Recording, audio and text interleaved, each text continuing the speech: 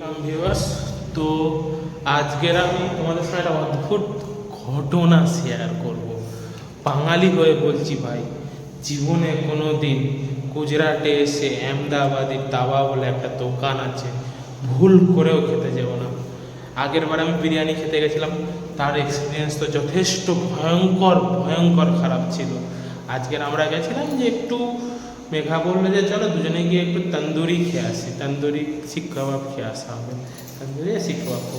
তো আমরা গিয়েছি, গিয়ে ভাই কি ভয়ঙ্কর বাজে খেতে না, এত বাজে খেতে আমার জাস্ট মনে হচ্ছে বমি হবে। আমি তোমাদের দেখাচ্ছি খাবারেরগুলো, দেখো তোমরা কি সুন্দর দেখতে লাগে, মনে হবে যেন কত সুন্দর টেস্ট হবে। বিশ্বাস করো ভাই, এত ভয়ঙ্কর পরিমাণ বাজে খেতে না, আমার জাস্ট মনে হচ্ছে বমি হবে, বমি হয়ে পাগল হয়ে যাব। আর আমি জীবনে কোনো দিন ওখানে খেতে যাচ্ছি না। এই জাস্ট খেয়ে আমরা বাড়ি হলাম। আমি তো যাওয়ার আগে ব্লগ করবো ভেবেছিলাম, কিন্তু করিনি। আমি বলি না, গিয়ে দেখবো ওখানে খেতে বসেই ব্লগ স্টার্ট করবো, খেতে খেতেই স্টার্ট করবো। বাট ভাই ফার্স্ট খাবারটা যখন এলো, খাবারটা স্পুনে করে নিয়ে গালে দিলাম, ব্লগ করা পুরো মানে খিস্তি এসে যাচ্ছে, দিতে পারছি না। আমার মুখের সঙ্গে আজকের বলাৎকার হয়েছে, এত বিচ্ছিরি খেতে। জীবনে ভাই এত বাজে খাবার খাইনি, জীবনে খাইনি।